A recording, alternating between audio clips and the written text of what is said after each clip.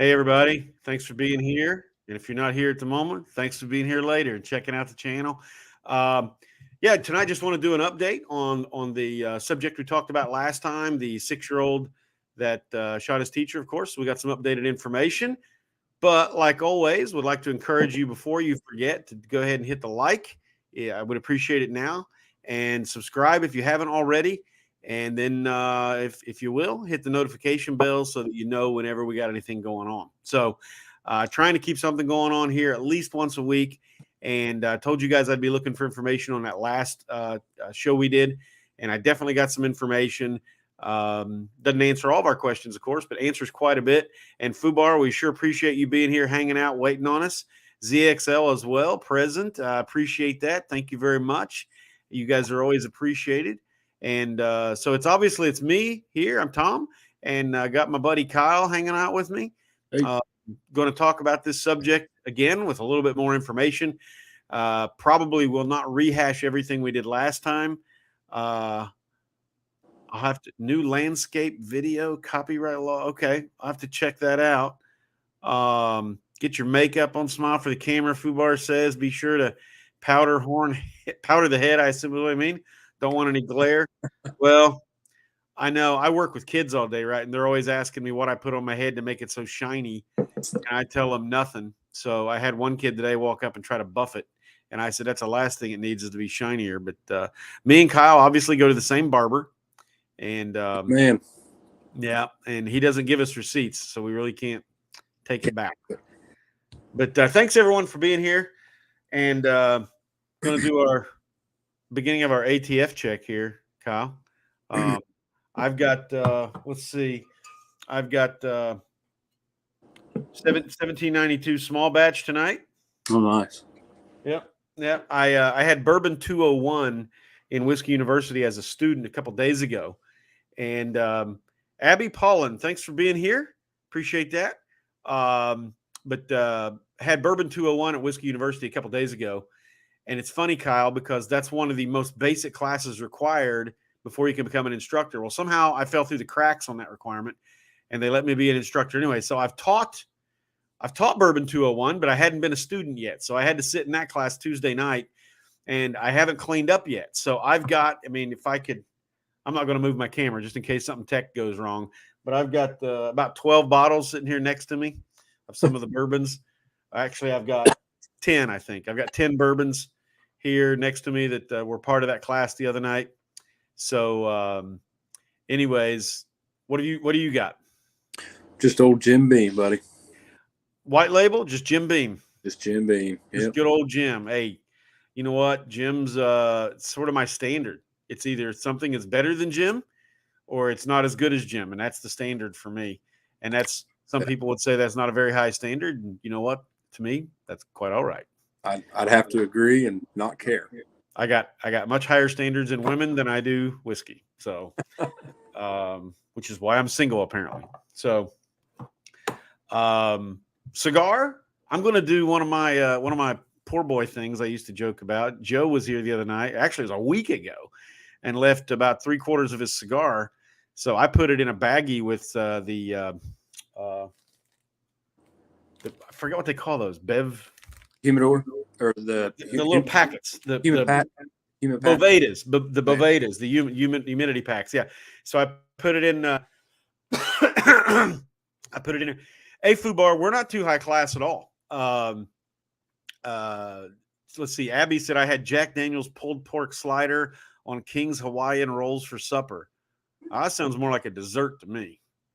But yeah, that's pretty good. That sounds really awesome. But no, Fubar. We're also beer drinkers. And if you watched my 10-minute live stream I did last night about rucking, when I come back from rucking, part of the culture of rucking and go ruck especially is after you ruck, you have what's called a ruck off. And a ruck off is where your ruck's off, you drop it, and everybody that went rucking together hangs out and you have a beer. Well, I always I tend to drink my really what I call shitty cheap beers after rucking because they're like having sex in a canoe, right, Kyle? It's exactly like that, actually. Yeah, it's like fucking near water. Yeah. Right. So it's almost like alcoholic Gatorade. So after rucking, I have cheap shitty beers. So I drink those. I drink craft beers, um, lots of liquors. I do lots of cocktails. As a matter of fact, some of the people that know me are telling me I need to do some cocktail work here on the show too. So who knows what we'll throw up here eventually? A little bit of everything, but anyway, so for those, I don't know, Abby, if you've been here before or not. If you have, I unfortunately missed your name or the fact that you were here, and I appreciate you being here. But one of the things we try to do is we have me and Kyle we became friends and got to know each other through the firearms industry, and so rucking, just a voluntary 10-mile hike in the Army. I watched it. It was a good. Hey, thanks a lot, Fubar. Appreciate you watching that. Yeah, I mean that's where it comes from. You know, rucking is part of infantry and spec ops culture.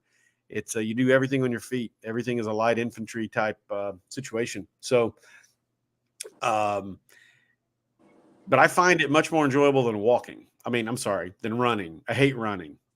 But Kyle, check this out. Found this out today. I don't know how many Ohio State fans we have in the group. How many are local?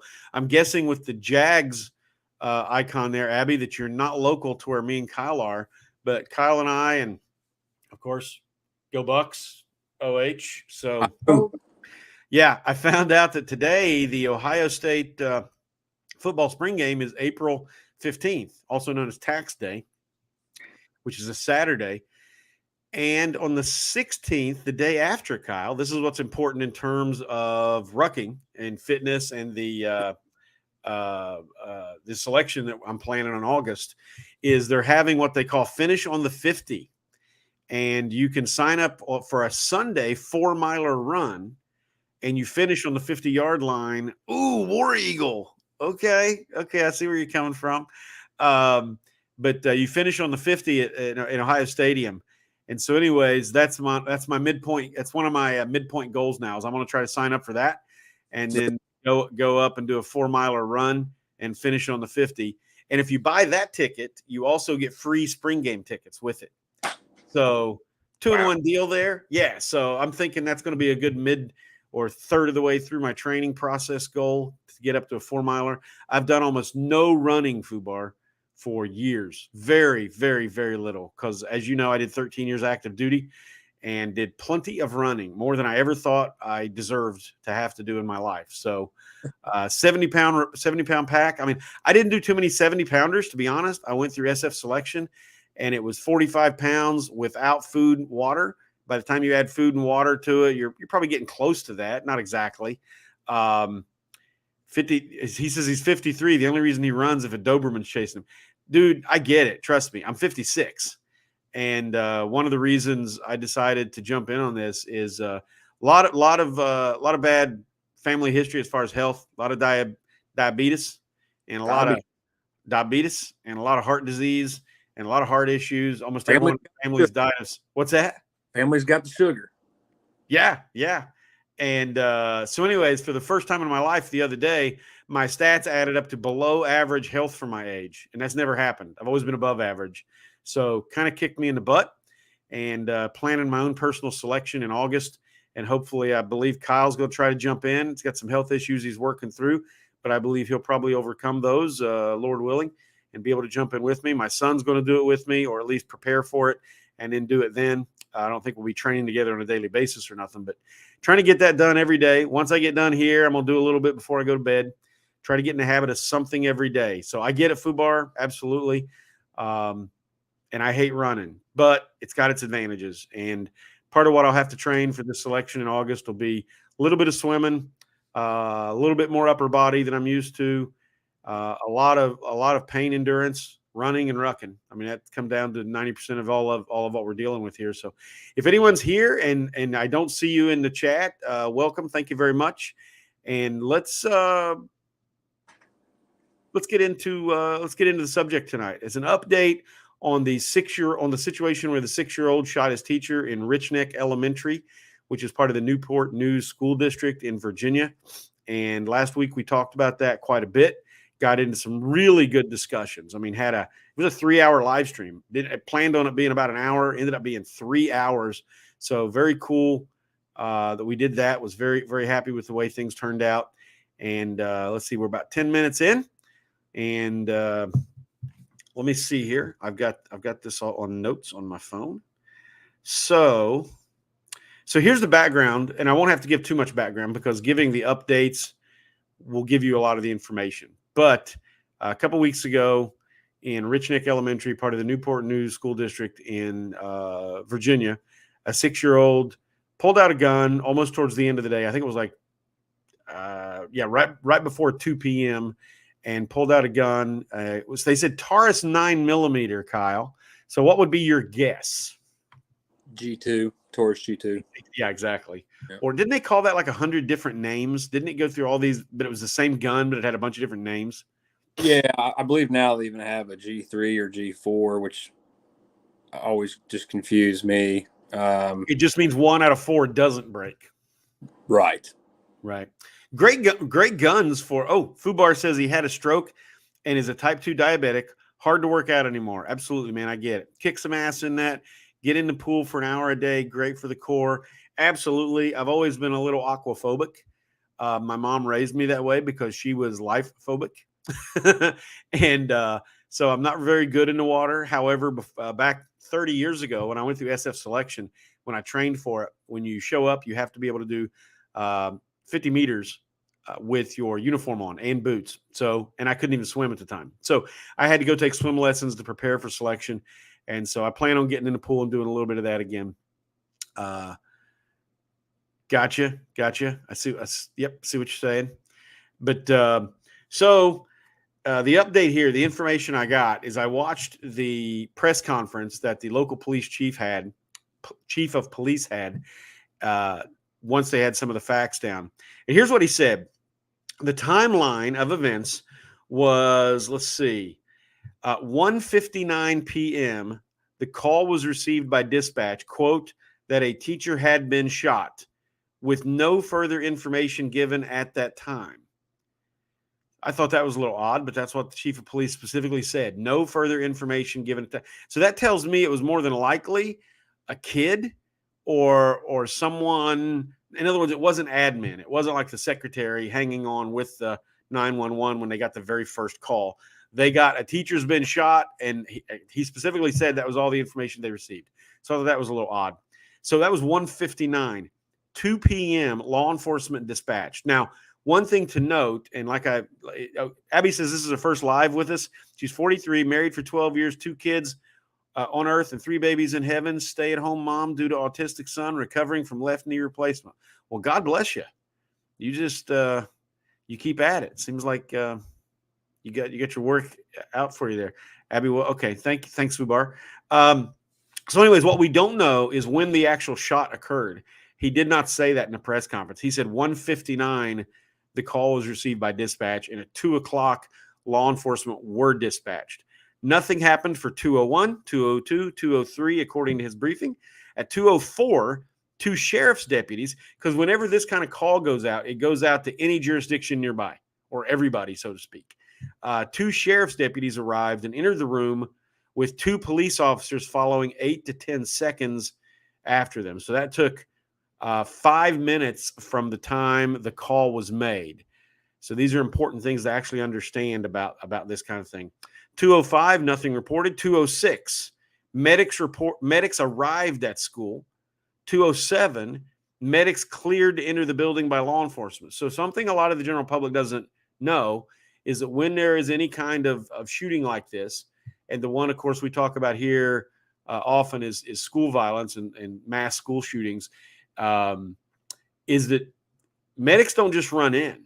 They have, and I forget some of their exact terms that I've heard them talk about it, but the zone has to be called, a cold zone or a warm zone. So law enforcement goes in and clears the situation enough to tell medical first responders, okay, it's safe for you to come in. Medics don't go in under fire. Law enforcement does that, theoretically. We all know what happened at Uvalde. However, so medics were cleared to enter the building at 2:07, over a minute after they arrived, and that would have been 8 minutes after the call went in, an exact unknown time after the shot was fired. So 2:08, nothing. 2:09, medics make contact with it. So 2 minutes after they were told you can come in, before they make contact with the victim. So I'm not saying anything negative about the medics, but it's important to understand that's 2 whole minutes. 2 whole minutes after they've been told, hey, you can come in, before they get in. Okay, Abby says her hubby and her are former correctional officers in the county jail. Woo, I'm glad somebody did it. It's called staging. Absolutely it is, right? 2:10, nothing. 2:11, victims begin transport to medical facilities. Okay, so things of note here. So Abby, since it's your first time with us, I work for partially a subcontractor for an organization, Buckeye Firearms Foundation, and we have a program called Faster Saves Lives. Faster Saves Lives, we train school districts that have chosen to become armed. Part of that, we deal with a lot of medical as well. We also train trauma medical. And so I personally, and a lot of people in my organization, we just, in our own free will, of course, study a lot of school shootings. And when we get details like this, we kind of analyze them because there's a lot of good information there. So once again, we don't know exactly when the shot was fired, but we do know took LE 1 minute or less to dispatch. It took them 5 minutes to get there. Not bad. Not 5-star or nothing, but not bad. Medics arrived 7 minutes after the call went out, 8 minutes before they were cleared to enter the building, 11 minutes before they made contact with the victim. So just important things to understand about when people argue with my organization and talk about arming teachers and arming staff is such a bad idea. One of the things I will say to them, if the context of the conversation permits, is I'll say, okay, so somebody you love's been shot. Are you okay with 12 minutes before the medics make contact? So, it has a whole different context then. So the people we train have your basic trauma training, enough to, as we put it, keep people alive long enough for the pros to show up, as well as being able to literally respond before what we call first responders. So be your own self-responder, so to speak. Not to say anything wrong with LE being and doing what they do. It's not a criticism of others. It's simply the truth of how all of this works. So here's what I put down for my notes. Also, so these aren't the timeline, but kids from the school in general were taken to the gym, and the kids from that classroom that witnessed the event were taken to the library, where they had detectives and counselors talk to them afterwards. The firearm was recovered laying next to the shooter's backpack, and it was a 9mm Taurus, like me and Kyle surmised, likely a G2, and I forgot the other names they gave it, but Millennium G2, what's that? Millennium G2, probably. There you go. The Millennium G2. Right. It's funny because the Millennium G2, we sold tons of those guns. Great, affordable, way better than a couple other affordable options. Way better than a high. I started to say high tech, like Kel-Tec, High Point. Way better than a High Point. My opinion, likely better than some of the Skies of the generation back then. Now the Skies are better now, but better than the Skies of the time. And so you had the only problem is you would have about 1 out of 10 or maybe 1 out of 20 that about the 5th time you pulled the trigger would break. So it was a little bit of a potluck on quality, but if you got a good one, they were great. So let's see. So it was a 9mm Taurus. Dispatch talked to admin through the first aid on the phone while waiting on officers to arrive, is what the chief of police said in his briefing. Dispatch talked to admin staff through the first aid process on the phone while waiting on officers to arrive. And the victim herself emptied her classroom by corralling the students into the neighboring classroom. So she gets shot. Today I read, this is part of the update too, earlier they were saying she was shot through her hand by holding her hand up and into her chest. But now they're saying through her hand into her stomach, which given that she then had enough wherewithal to get her students together, get them in the neighboring classrooms before she even sought aid for herself, makes a little more sense if it was a gut shot. Not that it's impossible if it was a chest shot, but just more likely that makes more sense to me. Shooter was restrained by a school employee. No other specifics as to who that employee was. My guess is, since it happened right then and there, My guess is it was probably an aide, a teacher's aide, something along those lines that was there, another adult in the room. Upon arrival of law enforcement, the shooter struck the employee who was restraining him. So this kid was lashing out, angry kind of thing. The shooter was placed in the squad car with Ellie inside and outside the vehicle on guard. Nothing unusual about that, of course. I would expect it. Gun was purchased legally. No info as to storage, the disposition of storage of the gun at home. However, there is another story that I've got. I read a little bit a while ago, as in a few hours ago, that the parents are now, I guess they have a lawyer and a spokesperson, and they're saying that the gun was secured properly. But of course, the lawyer's speaking, and the lawyer's not going to say exactly how it was secured in case they get charged, because I think in this case, that's pretty likely. Yeah, because, and I read this today too. This is part of the update as well. In Virginia, you can't even charge a 6-year-old juvenile within juvenile court. They are so young, you can't even charge them in any court whatsoever in Virginia. So no charging them as adult, not even charging them as a juvenile at 6 years old, which I'm not saying I even disagree with that. Shooter delivered legally to authorities after emergency custody order issued. So there was an emergency custody order. In other words, he didn't go back to his parents at all. He went, and I found out today, he went to a medical facility.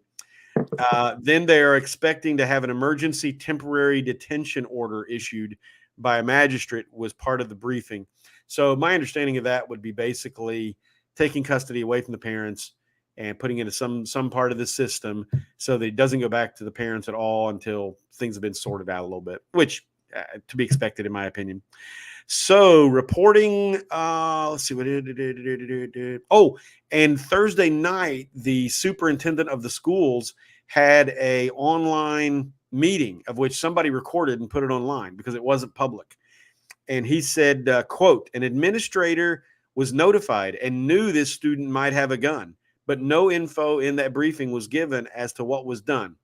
Since that, though, we've now been told that two employees of the school looked in the backpack and didn't find anything. So that still leaves how he got the gun, where it was at. Did they miss it in the search? Had he hid it somewhere else? We don't know the answers to that yet. This school district has had 3 shootings in the last 3 years. They've, quote, secured funding for state-of-the-art medical detectors for each of their 90 locations. Wow. Yeah. 26,000 students, Kyle. 26,000 students. It's I'm trying to place, Virginia though. So there's a lot of population in Virginia. Yeah. That's Newport News is right there on the Potomac. Mm-hmm. I believe. I believe it's right up there. It's a naval base. It's just like one giant city traveling from one to the next. It just never stops. I've been up there once in my life, and that's what I remembered.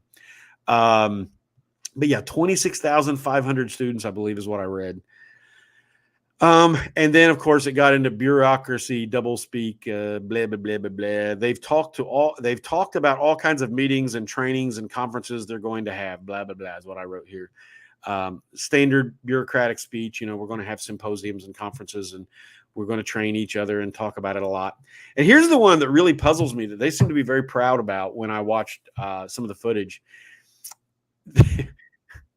I kind of get it and I kind of don't. They said they're in contact with, and I forget the name of the actual school, but Uvalde, Robinson School District, or Robbie, or something like that. Yeah, about double the size of Ironton in just students, Lisa. That's right. Mm-hmm. So, but they've contacted Uvalde to consult with them on what they should do. Don't get me wrong, Uvalde probably has some very good information because of what they went through, and now they're in the process of, hey, how can we fix this? But if I want to know how to win a Super Bowl, I'd probably rather talk to at least first people that have won Super Bowls, right? If I want to know how to keep horses, I don't talk to the people that have let the horses out before they close the barn door. I want to talk to people that haven't let their horses out. Okay, Abby. Hey, thanks for being here. I sure appreciate it. Make sure you like and subscribe for me.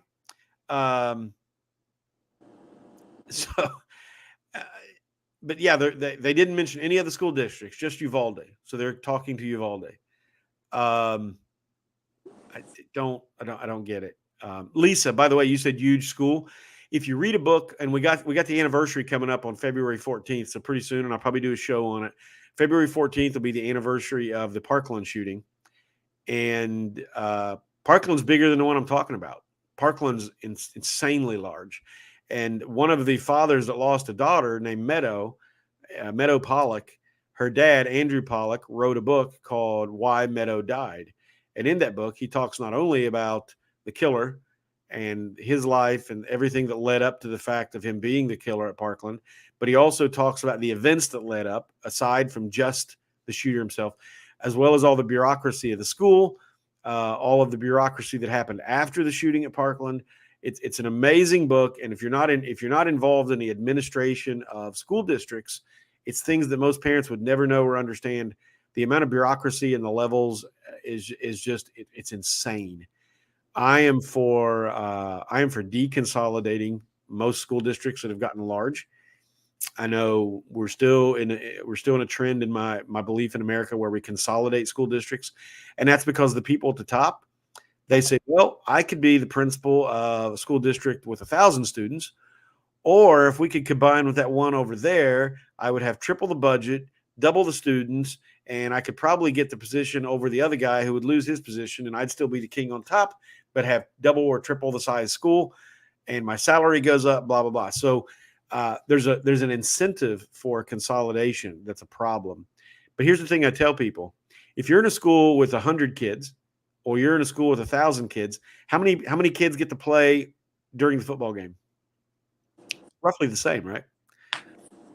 So look at all the kids that don't get opportunities when you consolidate these giant school districts. And you rarely, I'm not saying I'd have to go back into history and look a little bit, but you rarely hear about this kind of violence in smaller schools. It's almost always these gigantic schools. And I think there's a reason for that. But that's another subject. So anyways, I did have some information. So what stands out? Anything stand out and all that to you, Kyle? As far as the response times or just the school? Well, yeah, that stuff. Response times. I mean, this is stuff we look at for the Faster Saves Lives program and why it's all necessary. And like a little foggy here, man. I apologize. Okay. One of the people commenting, mentioned staging. It's necessary. It's part of the procedure. So all those things carry weight, though. Some things you can cut corners on a rush. Other things you can't. What does that comment say? He said, Fubar says this case should set precedent. The kid should not be able to walk away scot-free, at least in mental health. Well, that's something I haven't got to yet. We'll talk about here in a minute. But yeah, that's absolutely where they're headed, Fubar. Because I mean, the penitentiary system, the correctional system, whatever you want to call it these days, it has primarily two functions: punitive, which is just purely punishment, and then rehabilitative. I'm not sure putting a kid in the criminal system, a 6-year-old, is going to do either of those. So yeah, you're right. I mean, mental health seems to be the only option there. Let's see, I'm going to look up those other. Okay, so here's a quote that I got out of an article today, too. This article came out about 1 p.m. today, so this is fairly up to date. Seipolt is the quote from a special education teacher from another district. So, of course, they're not going to hold back on their criticism, is the idea, I think.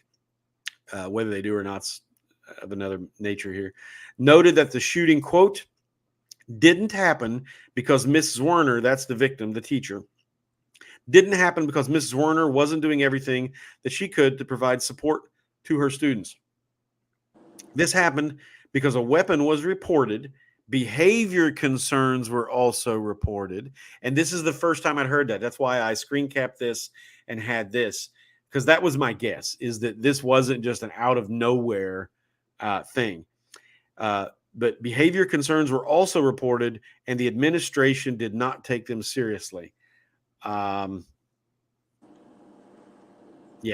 So hear about it all the time, man. I mean, right. dating back, through all the past few decades anyway of school shootings and stuff. It's always past behavior that, had they been acknowledged and addressed, or at least looked into, there you go, FUBAR. That's right. Yeah, FUBAR. Columbine was not that big of a school. 3 high schools in that area alone. Chatfield and Bear Creek was 50. Well, you're right, FUBAR. I'm not saying they all got to be, but I'm just talking about when you listen. I'm a history guy, and it's probably a separate show that I'll go on to. We'll do eventually, but a lot of my history studies have taught me in the last decade or two something that we just never think about. And it's funny because I work in a school, and now I've talked to other history teachers about this, and they all raise their eyebrows, and they're like, you're right.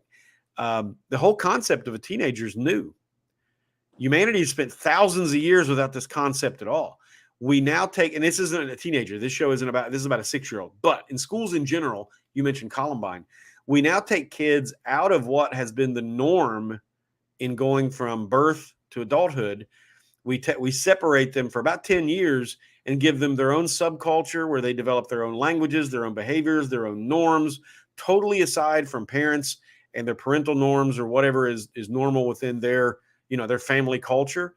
And, one of the ways to explain this is to say we warehouse them. We take them literally and we put them en masse into these separate areas that are very new on this. I mean, whether you believe in creationism or evolution, you've got either minimum educator. Thanks for being here. You've either got 6,000 or, however long the other side believes humans have existed of human history. And we have, based on how you calculate it, 80 to 120 years is all we've had the concept of teenagers. That's it. And the rest of the world's had it less than America because we kind of invented it. We started this public school education system that is now the international and world norm for the most part, as far as the basic structure. And we take kids away from what was the norm for thousands of years, tens of thousands, 100,000 years maybe. And we now put them in a separate thing. Now, just in my lifetime, we've gone from where Western culture, American culture, I'll speak specifically to American culture, was driven by middle-aged tastes, middle-aged money when I was a kid, to where now most of our entertainment industry, most everything going on in our country is geared towards college age to high school age. And they have enough money to drive the train on the advertising and everything else. So much of our culture is driven by that age group, and we've created it. So I think that is a different discussion, of course. So to me, I'm not saying we go down to no public schools or no schools. I don't have an exact answer for this. That's why I'd like to have a live stream and discuss it one of these days. But I do think the more kids you put into a category, freshman, sophomore, junior, senior, the more you pack in together, the cost benefit's there's a balancing point where at some point this is too many kids and it's detrimental to more than it's helpful. And there's probably a level where you got to have a certain amount of kids for it to be, maximum benefit. So there's a tipping point somewhere in there. I don't know where it's at exactly, but I do know this trend of consolidation and making schools bigger and bigger it's just not good. It's just not good. Obviously I tend to think the way I was raised is the better way. Of course, we all tend to do that. Why is it everyone that drives faster than me drives too fast, Kyle? Don't have an answer to that one. And everybody that drives slower than me is just too damn slow. So, that's the way we all think. That's the joke. The joke is our way is the way. Everyone else is either too much on one or not enough on another. That's on the other. Mm-hmm. Yeah, that's the inside joke there. I heard that from a comedian, and man, that is some amazing insight into human behavior when you start applying that. And when you look and you're like, well, okay, my way is not always the right way because the other guy thinks his is, and somewhere in there it probably is a better way. But in any case, yeah, Columbine wasn't that big, but compared to, say, schools of the 70s, it's gigantic.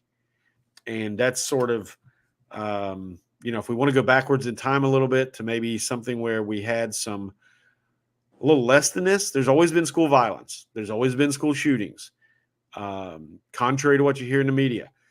There are times, of course, where you've got more than others. And I think Teen suicide was almost nothing, say in the 70s compared to now. And so I think there is sort of a golden time where you could go back and look statistically, but then of course there's a million other factors. But in any case, as far as the update here, let's see.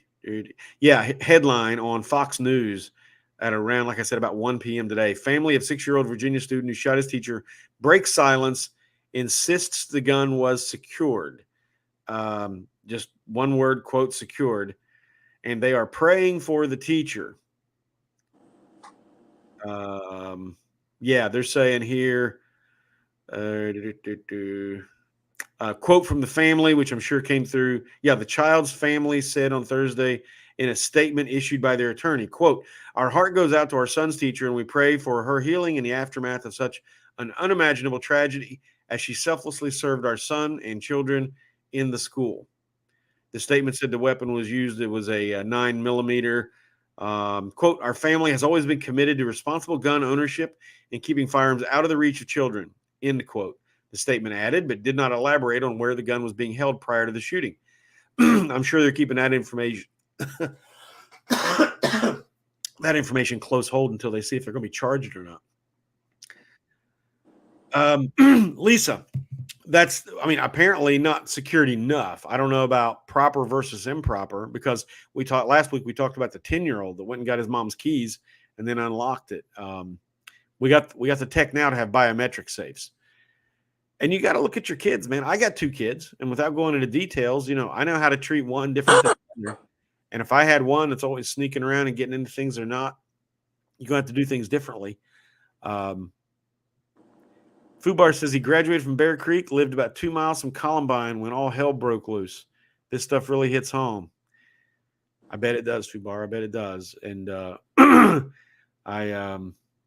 kind of crazy when any tragedy hits and you're connected. Even if you're a school away, I'm sure that does. I'm sure a lot of people that were right there. But yeah, so the family's keeping the exact information on storage kind of close hold.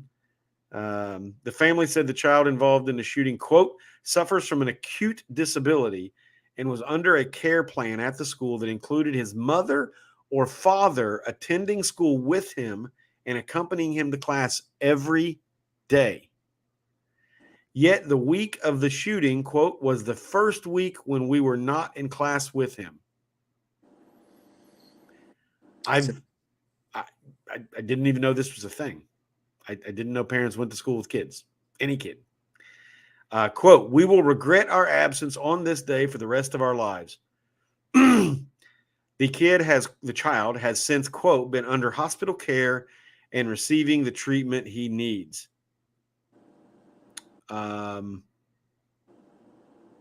Newport News Police Chief Steve Drew previously said no altercation took place before the shooting, noting that the boy raised the gun and fired once at Zorner, who took a defensive position. Another school employee rushed into the classroom. Okay, well, that answers part of what I was thinking earlier, and restrained the boy, who became combative, according to Drew. Police officers then escorted the boy out of the classroom and confiscated the firearm. Yeah, so that's all the actual information I have. Anything else would be speculative, which is sort of what we're here for, to talk about a little bit. Lisa says, Tom, the statement was that it was secured. I would think a lawyer would say properly secured if that was the case. Well,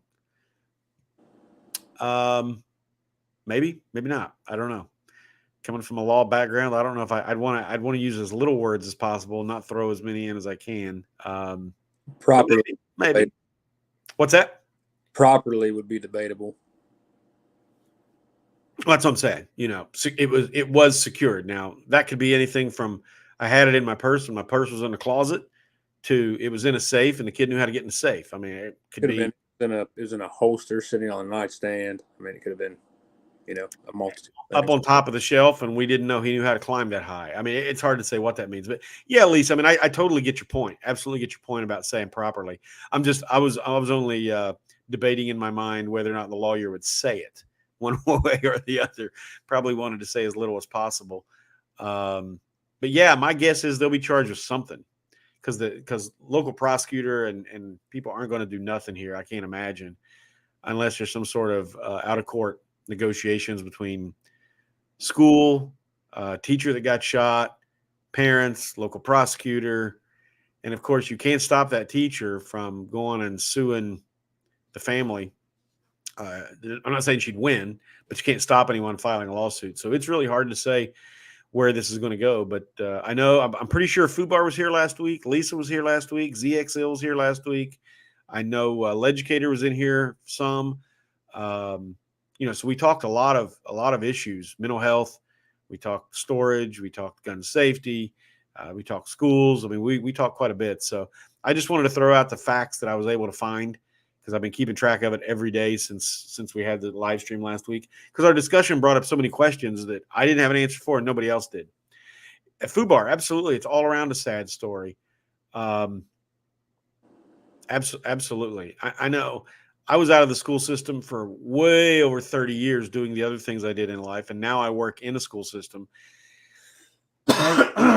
And I'm amazed at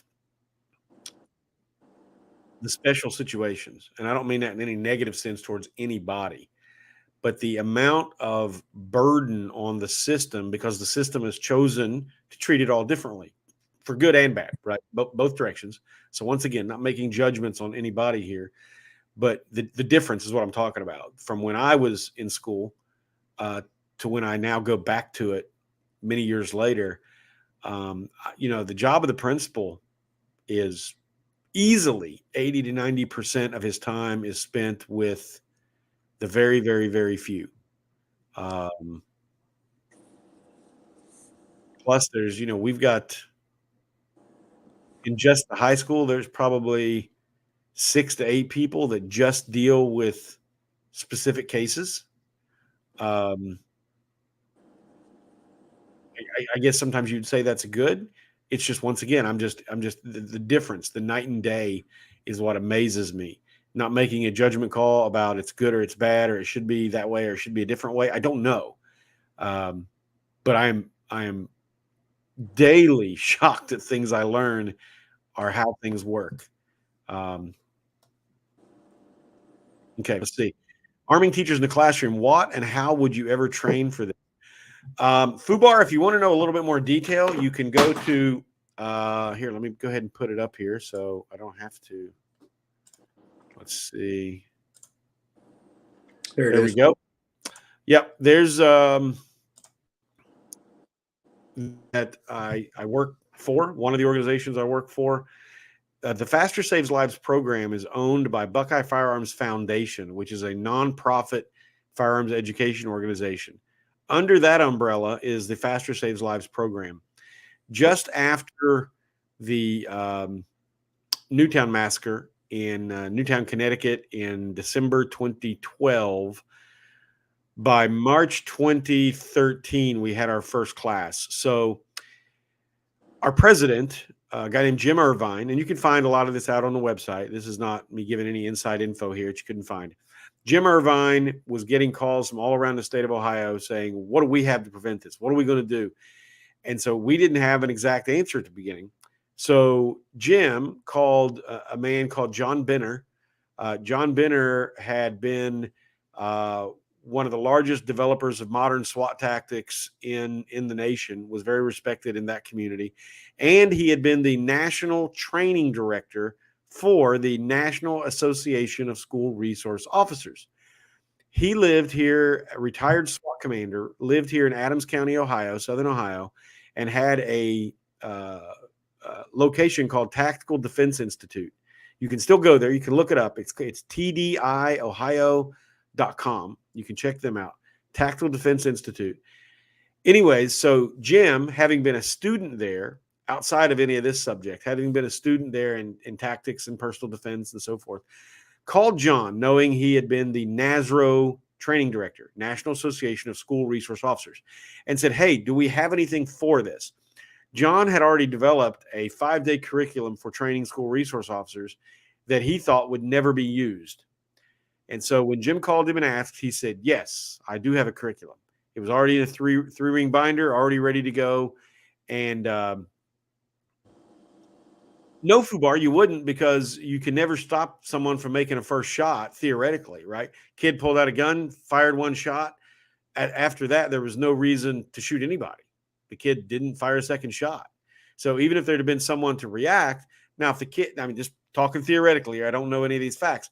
So based on your question, if it had turned around and was threatening to shoot others, yeah, you'd have to. And that's sad, of course. And that's one of the things we tell our students is before you volunteer for something like this, you have to understand that's a possibility. But I mean, you got to look at all the other kids, I mean, that's the way I see it anyways. So anyways, yes. So Jim Irvine contacted John Benner. John Benner said, yes, I have a curriculum. They sat down for a few days and ironed out what we thought was possible with staff and what wasn't. We put out the word through we do all kinds of fundraising and events and so forth around the state previous to that. So we already had a giant network, tons of emails. So we put out the word, and plus we had all these phone calls coming in. What are you going to do? So we already had, by the time we had the first class in March, we had thousands of staff members and dozens of school districts on a waiting list to get into the training. The training consists of 3 days. Now it's changed slightly because of a Supreme Court decision here in the state of Ohio. There's now a state organization that does it and monitors it, and we are an approved curriculum under that. But from 2013 to 2021, the summer of 21, all a school board had to do was say they wanted to add firearms to their school safety plan, and then they could contact us or use other methods. There was no specific state directive on curriculum or how it had to be done. So we have 3 days of which we qualify them at a higher standard than the Ohio Peace Officer Academy trains, and they have to pass that. There's also a half a day of trauma first aid care, as well as a full day of what we call crisis management, as well as tactical decision-making and tactical movement and so forth. And then we have a level 2 and a level 3 refresher classes and all kinds of other stuff without going into the details. Oh, yeah, I'm sorry, Fubar. That's crazy. But, hey, the others got the answer. You can also go to the website. You can go to Faster Saves Lives on Instagram. You can go to Faster Saves Lives on YouTube, Facebook. So there's lots of places to get the information I just gave out. Or, of course, I appreciate your eyeballs on this channel. So I mean, theoretically, if this had been one of our armed teachers and a kid just out of nowhere pulls out a gun, because obviously I don't think you're going to expect anything like this, pulls out a gun and fires a shot, there's really nothing anybody can do. That's one of the things you learn. That's one of the things you learn the more you get into self-defense, I'd say, right, Kyle, is if someone out of nowhere is just going to pull a gun and shoot you, nobody can really stop that in a free society. No one's going to stop that. I mean, unfortunately, again, even some of the stuff we train for with the master program is, we only get to go second. As civilians, you and I talk about this, Tommy, and in other classes as well. As civilians, we only get to go second. So something unfortunate has to happen for the community to react. So in the event, again, different situation, there was really nothing to react to there. The kid took one shot, as awful as that may be. And as you said earlier, had he turned around and threatened others or something, there would have been something to react to. Something to react to. There you go. Right. Rather than just, detain the kid, which is clearly what happened according to the have. But, and no one wants the other option either. But the reality is, the reality is, other people may have been in danger had it gone down differently. But well, I mean, in a way, you can think of it this way too. If you got one 6-year-old walking around punching other kids in the face, do you do what you have to do to stop one kid? I mean, obviously, we're not talking about guns now, but I'm saying you do what you got to do against whoever is doing something harmful to others. Yes, it's extremely sad in the case of would you shoot a 6-year-old? God, no, I hope nobody ever has to. But the point is, if you got to protect 20 others, I mean, you do what you got to do. So, so Lisa's asking, and this is interesting. I saw this headline pop up, Lisa, but I was at work, obviously, came home, wasn't home very long.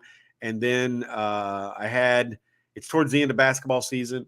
I had a bunch of kids that I work with ask me to attend this basketball game tonight. So I went to the basketball game and barely got home in enough time to start the live stream. So I haven't had time to read the article, but I know enough about the Alec Baldwin thing before to know, yeah, involuntary manslaughter. Now, there's details I don't know. I've heard statements from other actors and actresses. I've heard people talking about, here's the way the industry works. My guess is there's other people at fault too. However, we teach that whoever, it's one of on the written test that I give in some of my classes. The question is, I may have my wording wrong. I don't remember it exactly, but it's basically, it's multiple choice. That's what it is. It's who is responsible for safety? And one of the answers, the correct answer is the person with the gun in their hand. Doesn't matter. Someone hands it to you and says, oh, it's empty. Doesn't matter what they said before or what you believe.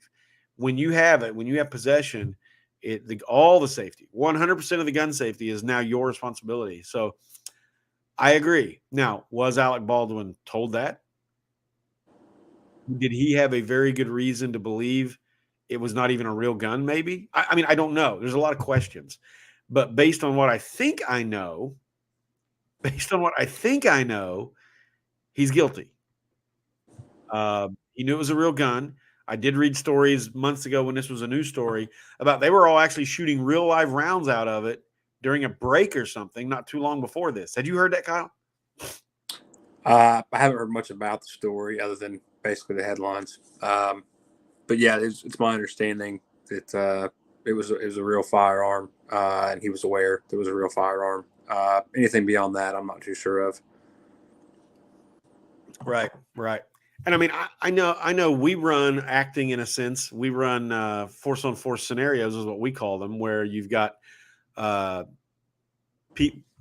of a group pretending, or half of a scenario is pretending to be a bad guy. The other half is the good guys and the victims. And force on force means, bad guy has force. He goes in to do something bad. Good guy is training to respond to that. And we have airsoft guns. And I know before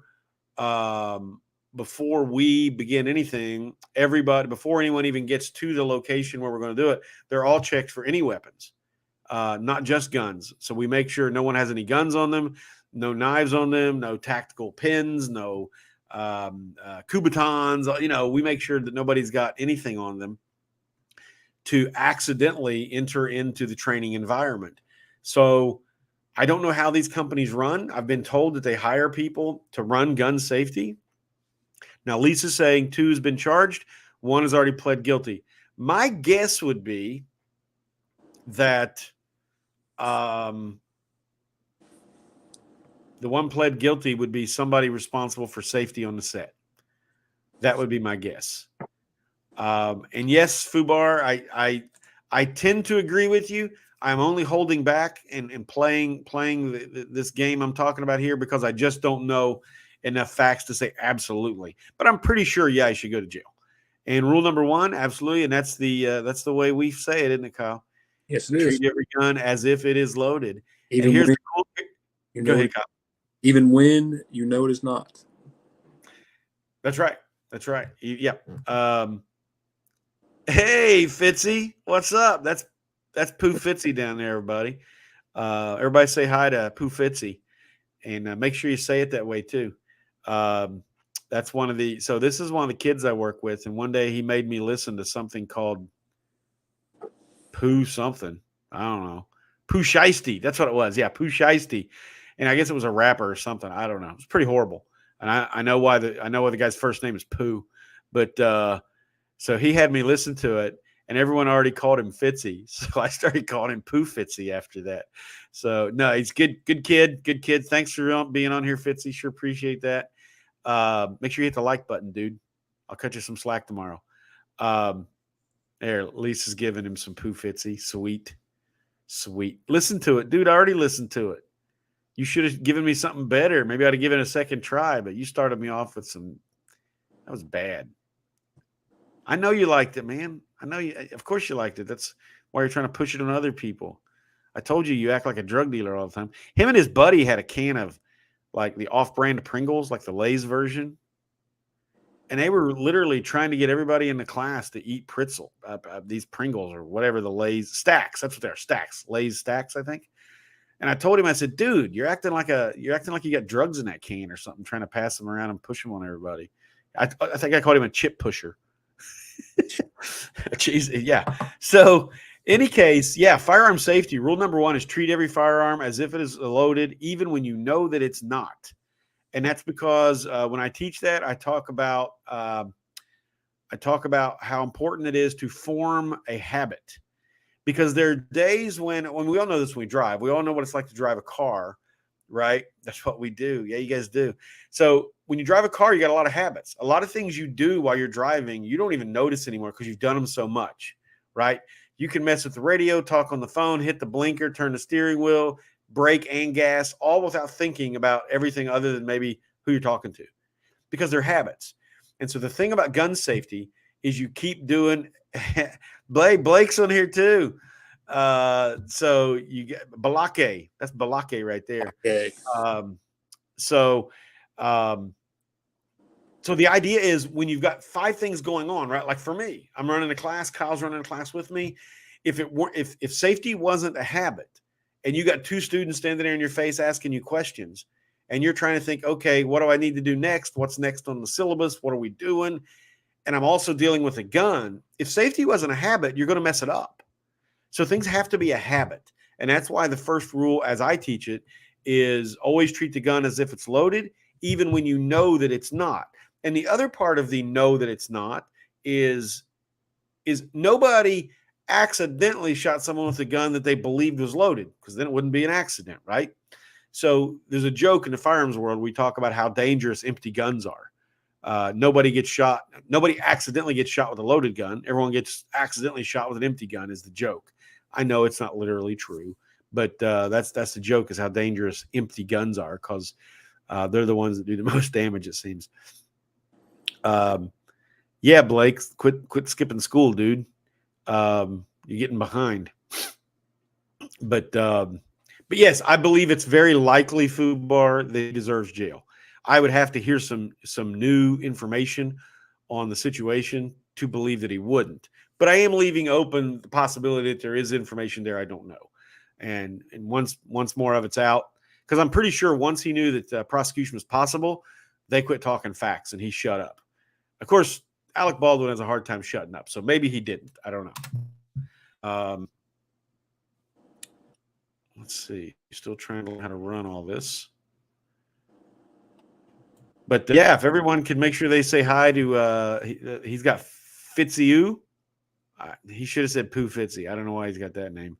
And then Blake, make sure you guys say hi to them. Fubar, Blake is my grandson, actually. And Pooh Fitzy is a classmate classmate of my grandson. How many periods we got a day together, Blake? Was it 3 or 4? I'm in class with my grandson. He loves it. So first day of school, he said, "Oh my God, this whole year is going to be horrible." So, but in any case, any questions on the updates we gave? I mean, we've talked a lot about the updates on the 6-year-old shooting. We've now brought up Alec Baldwin and gun safety. I am fine on transitioning to those subjects. Blake said he's not skipping. I know, man. He's sick. We're just giving you a hard time. Just giving you a hard time. We got 3 periods together. Alex said in an interview, and he told how experienced he was with firearms. Yeah, I did see that on a headline today, that he regrets that he's going to regret the interview he gave, because he talked about how much experience he had with firearms. And what's funny is that shows how little, because if you really truly had good experience with firearms, you would not want to say how experienced you were when you accidentally shoot someone, right? You would not want to defend yourself by saying, "Oh yeah, it was an accident," because it had to be, because I'm so good with them, right? You'd probably just keep your mouth shut out of embarrassment if you really knew what you were doing. So, however, I know lots of people in the firearms industry that I respect greatly that have had accidental discharges. So it does happen. Never happened to me. I'm not looking for wood to knock on because I'm not superstitious, but I've had 0 incidents whatsoever on any range I've run or any student I've taught. Or myself, 0 incidents. And I'm planning on keeping it that way. And I believe you keep it that way by the proper habits, not simply by being able to recite rules. You got to learn how to put them into practice. So me and Kyle run those. When we run classes, we'll actually do little demonstrations on how to do it wrong, because any Boy Scout can tell you the rules of safety. But you got to know how not to do it wrong is the key. Being able to put those rules into actual practice. Thanks, ZXL. I sure appreciate your promotion, man. Appreciate what you guys do. So what's going on with you, Kyle? Anything to add? No, man, good stuff. I mean, the new information is insightful, I guess, to say the least. The vagueness. Clearly, they have a lawyer, telling them what to say and what not to say. Yep. Which is how it goes. I mean, that's just the way the system goes. Um, it's my complete, I guess you'd call it, outlook on the whole thing is it's a very unfortunate thing, as we knew from the get-go when we first had the discussion when it was first released. The child clearly needs some help. The parents probably too, because we talked more in depth about securing a firearm on the last show we did regarding the headline, the incident. But that's probably exactly why, again, like was mentioned earlier, properly stored. Well, yes, it should have been properly stored. The reason that wasn't mentioned as part of the statement was because that's going to be up to the judge, the jury, or whoever makes the decisions on the outcome of that case, whether or not it was properly stored. Varies by state. It varies by, obviously, opinion of others as to what is proper. But when it comes to the law, it's going to depend on the jurisdiction of where they are as to what was properly stored. Yeah. So we talked last week about, we didn't make it a specific subject to talk about, but we talked about gun storage. I don't personally believe legislatures should make rules about gun storage. When you don't have enough common sense and care for others as an adult and things go poorly, you suffer the consequences of your bad judgment. I don't like what I call preventive laws, where they can make something legal and illegal versus based on whether or not they want you to, what's the right word here?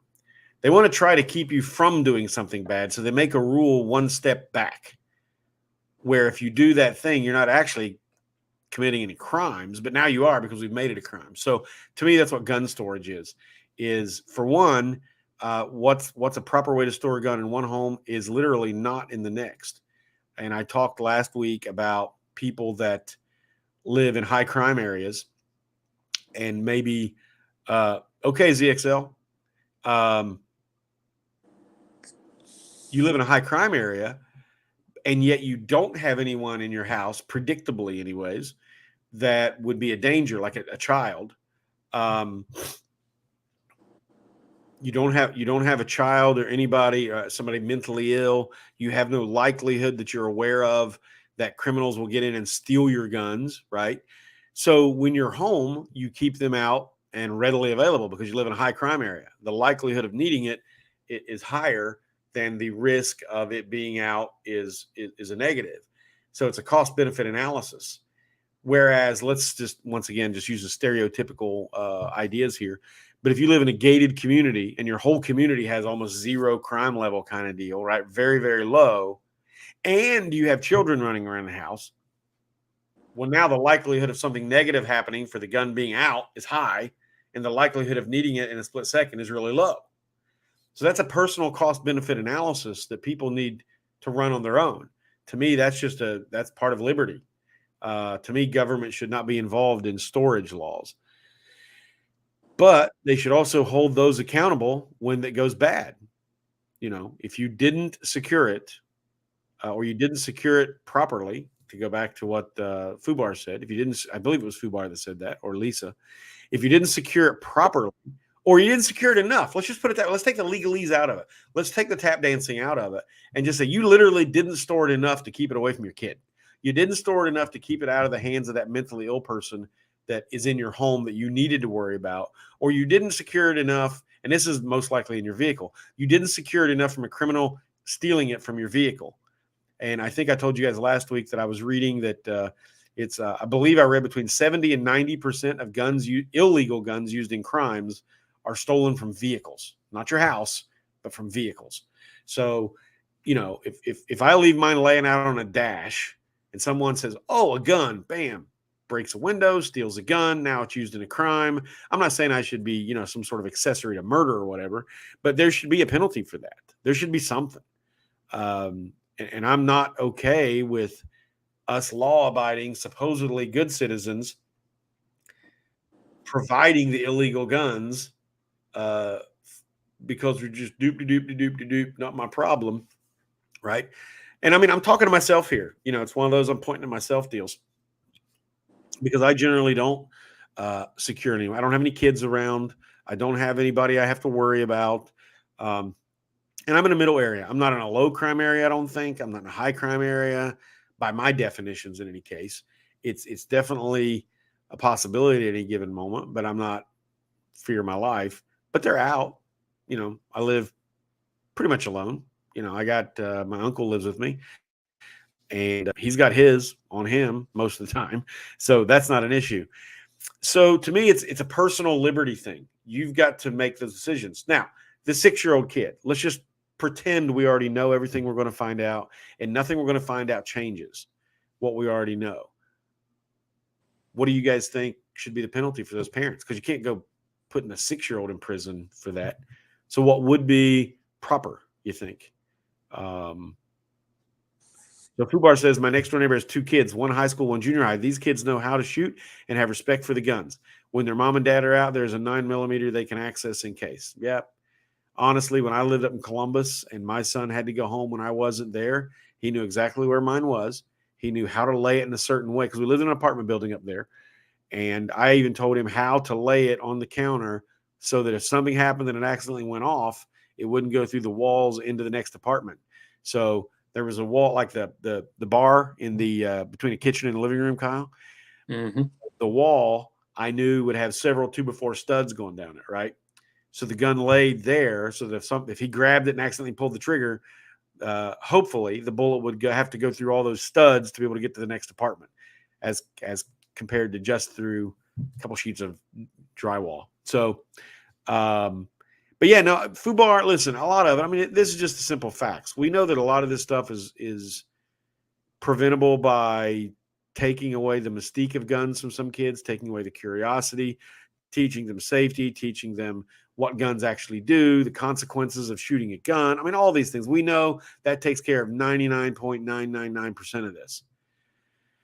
But then apparently this kid had some serious behavioral issues. His parents literally had to go to school with him every day. That's hard for me to imagine. I mean, I just don't want to say much. I'm afraid I'm just going to say something very insensitive and from ignorance as compared to saying something intelligent. But it just blows my mind that in order for your kid to go to school at 6 years old, you have to go with them. I can't conceive of that. Hey, welcome back, ZXL. Lisa says parents should be charged as if it was them who pulled the trigger.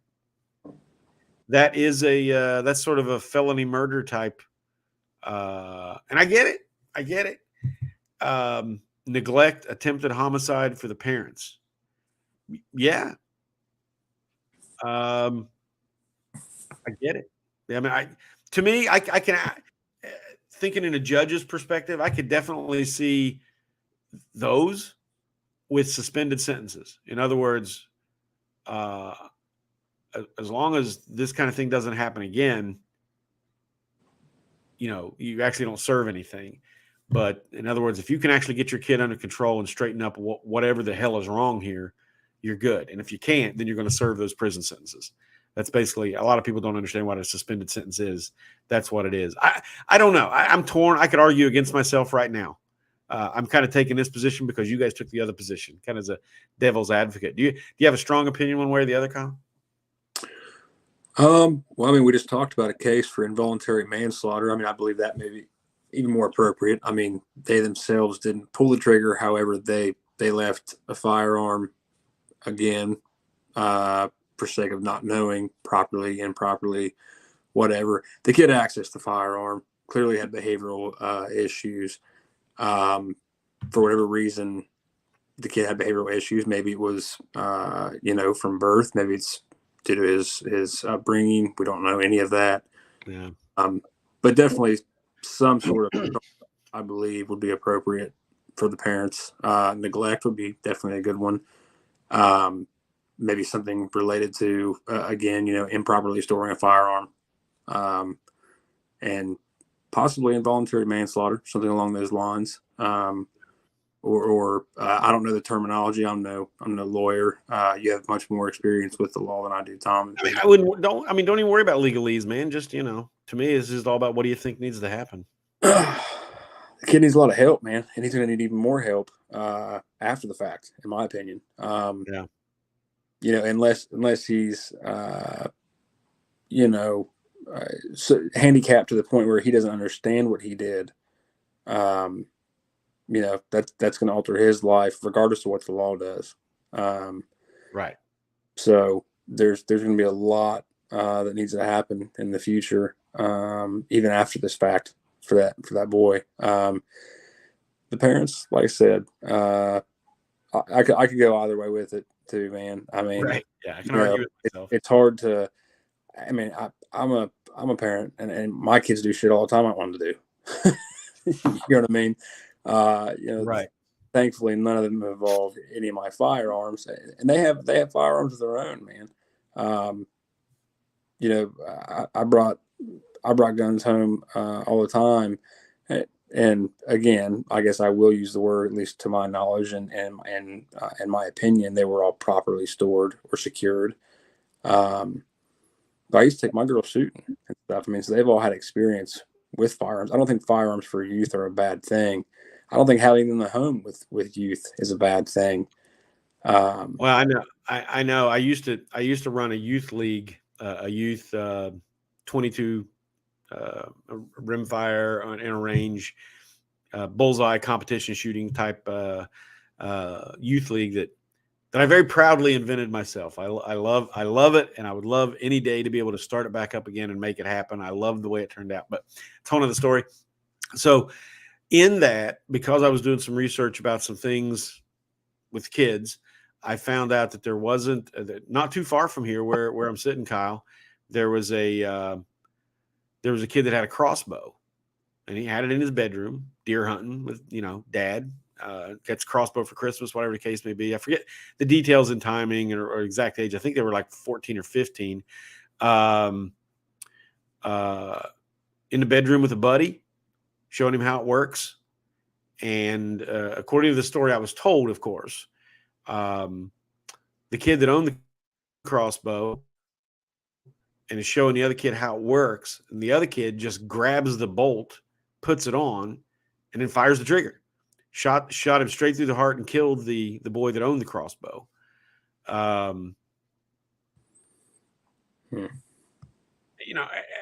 which point, if we believe the parents are responsible, and I totally get you, Lisa, not even arguing with you. I'm just throwing out thinking here, right?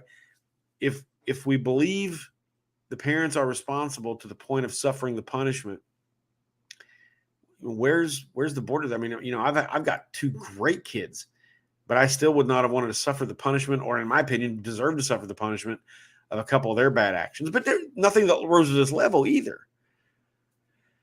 So, and this is kind of a discussion that's been going on at least since I've been alive. I know this is just kind of a highlighted version of, oh my God, what do we do? And I'm sure Virginia law probably has something along the lines of where this is already in there. But yeah, Lisa, absolutely. You feel if parents were held responsible for the bad actions of children, parents might take more care. However, I would guess that most of the children that are committing bad acts, their parents are already bad actors themselves. So they don't have the self-discipline, let alone the ability, the lack of laziness, the willpower, the knowledge, the wisdom to teach kids. I'd say the majority of the time that's true. In this case, we don't know if it is or it isn't, because the only statement we have was issued by an attorney. So I'm sure it doesn't sound the way it would have sounded coming out of the mouth of the parents. Now, if we had a press conference with the actual parents, could we use some basic judgment and some stereotyping to look at them and go, here's what we're dealing with, Yeah, we could, because most of the time stereotypes have some truth to them. Otherwise they wouldn't be stereotypes. So, yeah, let's see. ZXL says telling on self here. Yeah, we mentioned this. I think maybe it was when you were out rebooting. Knowing safety and doing it are not the same thing. 308 hunting around discharge unintended in the woods years ago. Yeah, absolutely. We talked about how Boy Scouts can recite to you and NRA members can recite to you the rules. But trust me, from me and Kyle being on the range with all these people that have years of firearms experience, they'll tell us most firearms owners are nowhere near the level of safety that Kyle and I require on the range. Not even close. Just to be present with a firearm on the range. Yeah. Yeah, I mean, we've got to correct people with all these years of experience and taught by their grandpas and uncles and dads. And as a matter of fact, it's kind of an inside joke among a lot of firearms instructors. As soon as someone tells you how much experience they got, you start watching them That's because they probably got almost all people with experience have really bad habits. Yeah, so totally get what you're saying, ZXL. No judgment on you, because I know people that are great with safety can still have an accident. So no judgment on you, but I appreciate you being a little candid there on that.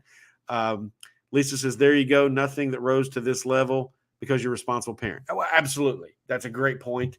Got me there. Fubar says, case in point, I watched a kid named Jordan grow up. He had mental issues. Even very young, I was very concerned about him. He grew up and had a kid. 3 months old, he beat the hell out of the baby. Yeah. One thing used to drive me crazy about my dad. My dad would meet people. And after we would meet them for the first time, we would drive away or walk away, whatever the case may be. And he would start, quote, judging them. And, that's the way I looked at what he was doing as a kid.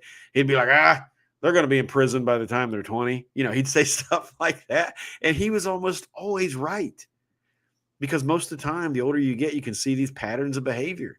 You can see, okay, when people do this, this tends to be the result most of the time. So you can be right and seem like Nostradamus, but he was right. But it used to always bug me how he would judge people so quick. But it's just wisdom and time and experience. You can usually get those kind of things. Roseanne says she's back. So she says she's going to hang out because Ironton Auditor just finished a live stream. Appreciate you being here, Roseanne. Fubar says that guy we just mentioned is currently serving out a 12-year term.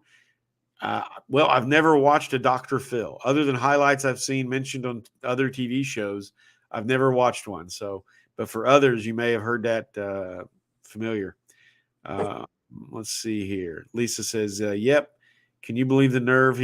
How long was he on, Roseanne? Because I know he told me he does streams 5 and 6 hours long. So tell us how long. Oh, he said he was tired. So how long was he, if you don't mind me asking? We're coming up on an hour and 20 minutes here, and this was mostly meant to be an update. So I don't think we're going to be on a whole lot longer, unless someone brings up some irresistible discussion that we need to go on. Because I don't know. I honestly don't have an answer, and Kyle will tell you how odd it is for me not to have a solid opinion on something. He did a 3-hour short one, huh? He did a shorty for 3 hours. Shorty. Yeah, that's my longest, and I was pretty exhausted, I think, mentally. Yeah, Lisa's going to cut him some slack. Yeah, I know. Last week when I invited him on to last week's, he said he was sick then too. So. The older we get, the longer it takes us to recover. That's the biggest difference I noticed in aging. Eventually, it'll be simply the lack of ability to do things, but for now, it's mostly recovery time. That and just overall laziness. Kyle's had a rough couple days, sleep and some health issues too, so that's why he's a little bit quiet. Yeah, that's what he told me, Lisa. He had strep, so I'm glad he's back on at least. You can look it up on YouTube. It was bad. My point is we need to focus on mental. Yeah, you know what? I'll say, Fubar, we say it all the time, and we say it to the point where I think it almost becomes meaningless. It's almost always mental health. Probably always has been throughout history. I'd say it's rare when it's not some version of mental health. Listen, humans aren't designed by our nature to want to harm other humans. We might want to get even in terms of get our stuff back or things like that. But the idea of killing people or beating a baby to death, that's not our nature. If you're doing that stuff, something is definitely wrong. That's what I always laughed at. They would have these crazy crimes and then they would plead, insanity defense. And I'm like, well, no kidding. Yeah. Shocker there. Well, it should be automatically figured in. So I'm gonna play the stick in the mud here, and one of the biggest problems is In my opinion, I guess this might be the new topic, I guess, Tommy, if you want to take it a little bit longer. But the problem is, as society, we did away with asylums for the most part. Everyone wants to. Yeah, I'm not an expert on that subject, so I tend to I bring it up rarely. But I did learn as a history guy, I did learn that we did away with. I mean, if you noticed, whenever you see TV shows, movies, documentaries about insane asylums, they're always like early 1960s or before. Laws changed. Congress changed laws about committed and voluntary commitment and all that. I mean, everyone remembers the great homeless problem of the 50s, right? No, you don't, because there wasn't one. Because the homeless were in asylums, or the would-be homeless. Then we changed laws in Congress. That's what I'm saying. The details I can't get into because I don't know them. And I'm not speaking with authority here, but I do know that we got rid of what was considered insane asylums. Next thing you know, we've had an increasing and ever increasing homeless problem since then. We also got rid of, the concept of morality. Whether you believe that's Christian based, whether you believe it's some other base. I say this all the time. You could be an atheist and read the advice type parts of the Bible, or even parts of the Quran, and I'm sure other holy books as well, and be able to live a way better life than not getting that advice that's thousands of years tried and true. And it's not about a belief in a specific religion that can create a society that has less crime and less of these kinds of things. So, yeah, I mean, we've changed so significantly since the 1950s, beginning in primarily the big marking point, I believe, is 1968. Got rid of asylums, got rid of the idea of involuntary commitment. And yes, I know you can still involuntarily commit somebody. That's what I mean is I don't know the exact details of what was and what is now. Let's see here. Lisa says, I want to clarify. I don't think all parents should be held responsible for all actions, but if your kid is running the streets all night, allowed to do things most don't allow their kids to do, 6-year-old getting a gun because he wants to kill his teacher, things that could have been prevented. Oh, absolutely. Now, yeah, I get it. Totally get it. And that's sort of where I'm at is there's I'm a little fuzzy on it at the moment, but I know in criminal law, there's first degree murder. And I know this is different state to state. So we'll just talk generally speaking here, but there's first degree murder where you actually planned it out, made it happen, committed the murder. Then there's second degree, which by generic standards, I believe, is where you did it, but you didn't mean to do it, in terms of it was a crime of passion. It wasn't planned. Anger hit, you were provoked, whatever. It turns out to be second degree murder. Then there's lesser, which is like a manslaughter, which is where you did it, but at no point did you intend it happening, right? But you're guilty of manslaughter because it's, quote, you should have known, right? Things you should have known, which is kind of where back to the Alec Baldwin case. He was charged with involuntary manslaughter, I believe, is what I was told. And that means I didn't mean to do it, but I was so neglectful in my behavior that I caused the death of another. And then there's another version for gross indifference, and I forget all the definitions here, but gross indifference to human life is basically you were doing something so careless that you simply didn't even calculate other people's lives into the equation, which would be like, for instance, driving 120 miles an hour in a 35 mile per hour zone, right? It's so egregious. I didn't even care about the consequences, but yet somebody died. That now we've got, gross indifference to human life, and each state has different definitions for all this, but you guys get the point. So yes, to me, if you're going to criminally charge the parents, that's where this goes. So you would probably have not a gross negligence, but an involuntary manslaughter, kind of like Alec Baldwin. I mean, it's kind of funny now, I'm talking it through. The Alec Baldwin thing and the parents of the 6-year-old are almost similar in this way. I created I had control that I didn't exercise, kind of thing. And should I suffer the consequences of that? So there's a lot of similarities now that I think about it. Obviously a lot of differences. Rebecca Joe, hey, thanks for being here. Didn't realize you were on. She says children's homes were closed down too. Right. So your old school orphanages are gone. And yeah, jails are dealing with mental health. Listen, schools, jails, homeless, mental health issues are everywhere. And I don't know if it's always been that way. I want to say that it's more now than ever, that there's more actual mental health issues than ever before. But I just don't know if that's true or not, or if it's just my perceptions. So I don't really say it, but I do. That's my personal belief, and I'm totally open to being wrong. That we now have more mental health issues than we've ever had. Now, I've talked to professionals about that and said that, and some agree with me and some don't. The ones that agree with me say that it has a lot to do with drug usage, Kyle. And we're now dealing with a generation that's in their teens and older whose parents were drug addicted.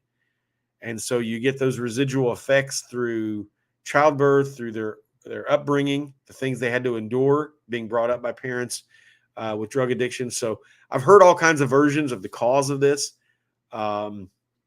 Roseanne saying her brother, whom she's never met, has been in a mental institution since he was 4 years old. He's 76 now with a 6-year-old's mentality. Wow. Well, that's what I was saying, Fubar. He says when he's in school, he's never seen stuff like this. I agree. I mean, I went to school in the same school that I'm working in, and I don't remember any mentally ill or anything that I would currently call that we would now call autism. I don't even remember anything that I would say was that then. The most I remember from my days in school was a couple kids with spina bifida who had to walk on the I don't know what they call them. It was like a half of a cane. They had a handhold and the other part went around their forearm. I don't even know what those are called. And they had to walk around like that because their legs didn't work properly. That's the most I remember. Now, we also had, here locally, we have what's called open door school. So I don't know how many were there, what was there, what put you there. So that's what I'm saying. That's the reason I'm not speaking with authority. But I do know that it's a gigantic burden, maybe rightfully so. I'm not making a judgment on it, but I am saying this is a fact. It is a gigantic burden in the school system right now. I know, in fact, it's a gigantic burden in the criminal justice system. This is what Kyle does for a living. It's if it wasn't for this, you wouldn't even be doing what you're doing, would you, Kyle? Would not. Nope, not Joe, I'm currently Joe, for a means of income. Yeah, Joe, our other buddy, who's not with us tonight, he's a nurse, and that's what he works with. He works in a hospital with mentally ill. I mean, it seems like it's just everywhere, and I don't know, are the numbers different, or we just treat it different so that we now see it more, that we deal with it more, that we put them out in and among those without mental illness more. I just don't know. I don't know. But it's definitely, at least in your face, the numbers are higher. Fubar says, can't blame it on drugs. It was in the 80s. Come on, drugs were everywhere. I don't know. Maybe Kyle can speak about this maybe more statistically. I tend to believe, I could be wrong, I believe that drug usage is more widespread now than it was then. But I could be wrong. I don't know. What say you, Kyle? Yeah, I mean, drugs are not a new thing. I think the type of drugs, the availability, or even just the widespread acceptance of drugs. I mean, you think back, what, Tommy, the 60s, 70s. I mean, marijuana, pot, whatever you want to call it, reefer, right? It was, I don't even want to say widely accepted, but it was common. High school kids would try it. It was at concerts, it was at parties. Skipping to the 70s there, definitely into the 80s, cocaine, that was a big thing. It wasn't until all these synthetic drugs and then the synthetic opiates. Heroin's been around, opium's been around for, forever. Thousand years at least. So drugs, the drugs themselves are not a new thing. I think it's the acceptance, and then especially like in today's society. Like I said, I got teenage kids. It's the promotion of them, right? Look how cool they are. All these all these celebrities and stuff. They put it in their song lyrics. They put it in movies. They put it in their music videos. They put it in their their YouTube channels. It's socially acceptable to promote those things, and so it's definitely I'm not saying it wasn't an issue or wasn't a problem, or even common for kids to try things, years and years ago. I think it has a lot to do with the type of drugs now available, and B, just to nutshell that all down, the social acceptance of it as a whole. Right. So Lisa's saying, Chili said today all drugs should be legal, including fentanyl. Now, here's something I'm pretty sure me and Kyle disagree with. We disagree on to a varying degree with something we've never discussed in detail. But I went back and forth many years of my life. I would be legalized drugs for a while. Then I'd be, nope, illegalized drugs. Then I'd be keep them illegal. And I went back and forth for years. And I watched a documentary by Ken Burns. He's probably America's most famous documentarian. Did the famous Civil War documentaries, did the famous baseball documentary, and a few others. But he did a documentary, which is not one of his famous ones, on Prohibition. And it's a 3-part series. The first episode is before Prohibition and how it came to be, then during, then one after. And the whole time I was watching it, it was like listening to the drug debate. And I finished that documentary with a firm belief, and it's been over about a decade now. I've not changed my mind in the least, that we should legalize almost all of them. I can't say all, but I may actually believe all. I'm not sure, because I would need to discuss about, I've never done an illegal drug, not pot, not any of them. So I would need to talk to somebody who knows more about specific ones to know which ones fall. So the ones I'm pretty sure that I would not want legal are the ones that make you believe things are happening that aren't actually happening. Like, remember the bath salts, the crazy bath salts era, where all of a sudden, the one that sticks out in my mind is during spring break, you had this guy that looked like he was a D1 collegiate football player, this big, buff college guy, gets some synthetic bath salts. Next thing you know, he's stripping, because I guess it makes your body temperature crazy high.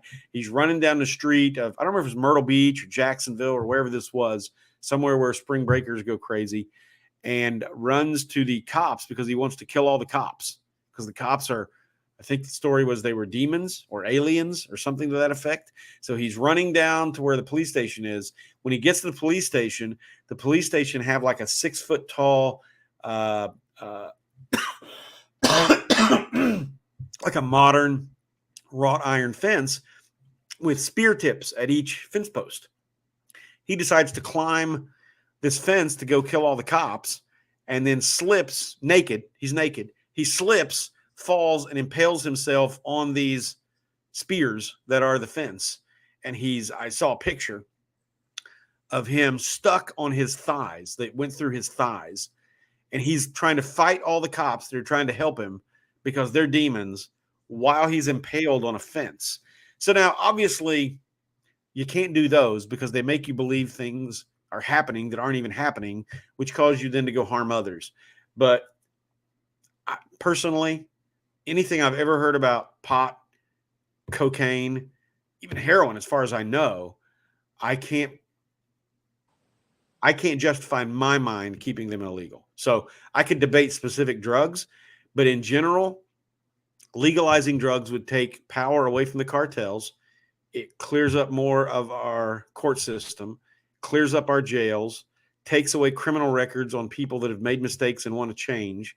And I'm not for big government. I'm not for funding a lot of programs. However, I would make this deal. Let's take the money from all the enforcement, the jails, the process of putting people in jails, and put that in rehab for people that voluntarily say, help me. I'd be for that. I'd vote for that in a heartbeat, with a lot of discussion on details, of course. I mean, there's a lot of stuff I don't know and haven't considered. But so I hate to say I agree with Chili on something, but other than the word all, I think I agree with him. Not because I want to. I just think it's the reality of it's the reality of a government saying you can't do something. We say you can't murder, right? But people still commit murder. Criminal laws are basically designed to give people a disincentive. If that disincentive isn't enough, it gives us the power as a society to punish that behavior. Prostitution, I also think, should just be legal. Why we're it's a whole nother story. So Food Bar says alcohol, pot, and mushrooms, all drugs in some states are legal. In some states, all are legal. In other states, illegal. Well, yeah, I mean that's rightfully so a state issue. I haven't, this is something I haven't gotten into deep on my channel yet, but what I studied at Ohio State is constitutional history and the founding of the nation. And I believe the way we're originally designed, we should have 50 states with a gigantic degree of lifestyles in them, right? So you could have Las Vegas where it's like Amsterdam, right? And if you know what I'm talking about by Amsterdam, drugs, prostitution, all the vices on the planet pretty much are fairly open game in Amsterdam. And then right next to it, you got Utah, which could be crazy restrictive. And I think the people of those states should be able to say how they want that to be. But the problem is we have an overarching federal government which incentivizes states making certain things illegal.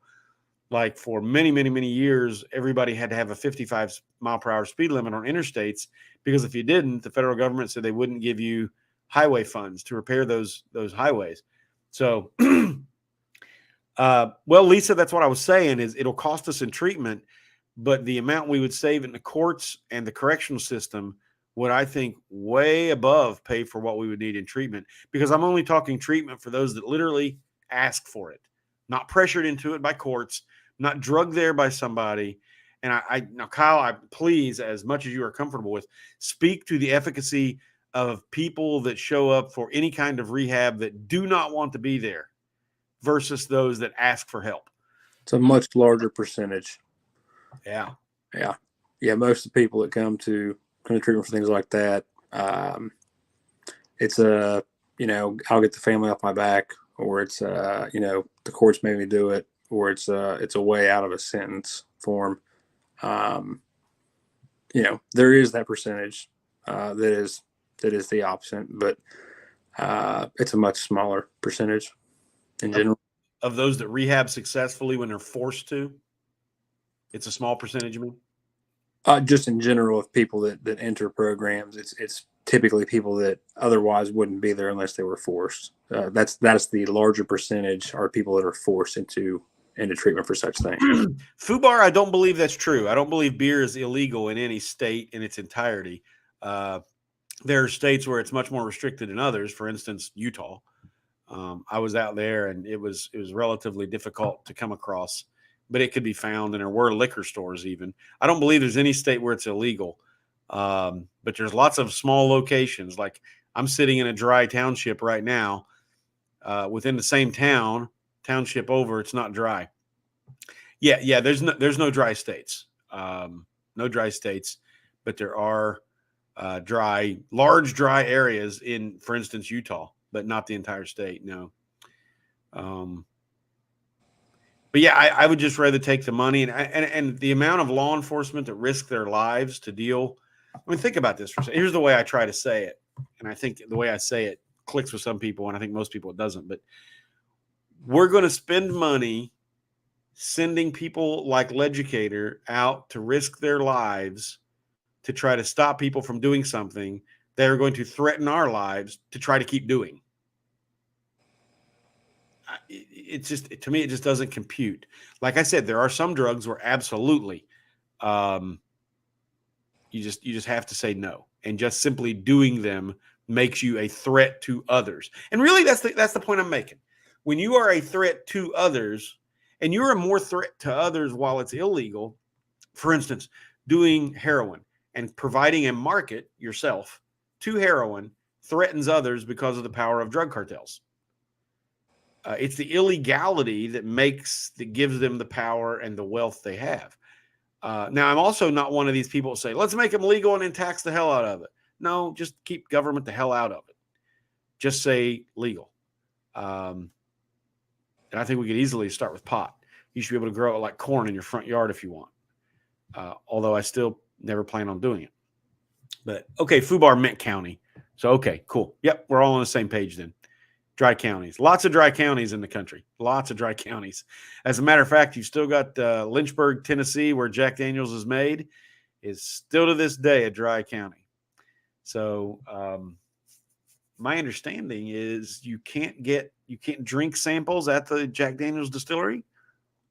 I think they've got a special dispensation to sell, but you can't consume, if I remember right. Yeah, that's a dry county there where Jack Daniels is made. So anyways, let's see. Chili thinks DUI should not be charged unless the driver injures someone. He thinks it's okay to put a, well, no, I agree there. DUIs, I think, should be treated probably a little bit different than they are. I think once you've actually displayed a lack of ability to control your vehicle the way you should, then you're charged. But just simply breath alone or a number, I tend to agree a little bit. I could be persuaded another direction on that. What do you think, Kyle? I mean, I think everybody's different, man. I think a certain number is, like you said, it's hard to. Shit, dude, I know people that drive with 0 that I would like charged with DUI. Exactly. That's what I mean. I think that just having a set standard, a number, there's something that could be done there. That could be done differently and be more effective, I believe, and be, if we're talking about fairness, more fair in terms of, the way things should be done. But it comes back to the law is the law. Is it right? Maybe not. Is it wrong? Maybe not. Yeah. But it is. Me personally, I think DUIs are for the most part kind of bogus. I mean, definitely if it comes back to we already have things like left of center. You get charged with being left of center. Thank you. So if you're left of center and you have, well, maybe we can just tack that on there, like left of center and under the influence. But that's exactly what I was thinking. Exactly. If you run into a telephone pole, or most certainly if you injure or unfortunately actually kill someone or something, well then obviously if you kill someone, well you should be charged with. Well, but that's already different. DUI is one thing when you've not damaged anybody or anything. It's another thing when you've damaged property or you've damaged somebody. Those are already levels of charges or levels of punishment that they're allowed to give, just like robbery with a deadly weapon. Robbery with a deadly weapon or without. I'll go as far as to say, just like in CCW class, Tommy, we talk about, we're in a tri-state area. So we go through the laws for the border states, right? Ohio, West Virginia, Kentucky, the area we're in. We talk about consumption while carrying, and the different laws that apply to that. Well, one of those states, you can consume all the alcohol you want while carrying. And in other states, there's different laws around that. So we'll just pick that one out for that simple reason. You can legally conceal and carry, a loaded firearm and consume alcohol until you do something stupid. Once you've done something stupid, we're going to punish you. Then it's a whole different thing. But you're not going to be simply charged for, being at a barbecue at your buddy's house, and carrying a firearm and then driving home. So, to me, that's the one that always made more sense to me. Unless you've committed a crime that otherwise would not be a crime if there was not a law in place saying it's a crime, then there's no crime. Right.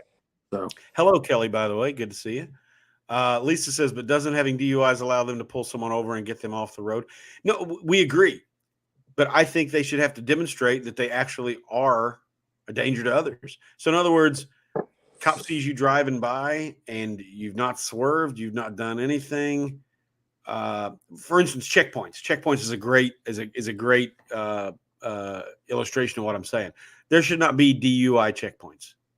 If you're driving and you are driving safe, why did they even pull you over? And that's sort of the point I think Kyle and I are agreeing on is yes. Is 0.06 for one person. They're swerving all over the place. 0.06 for another person, and they don't even feel it. They don't even know it yet. Now, I don't understand all the science behind that, but I do know it's true. So no, we absolutely agree. If you are unsafe, now let me ask you this. If you're unsafe, but you have 0.00, should you be pulled off the road? I would assume you're going to say yes. So what's the alcohol got the hell to do with it? I mean, I know it does. Don't get me wrong. But I'm saying if you're unsafe, you're unsafe. What me and Kyle are saying is that you should be pulled off the road if you're unsafe.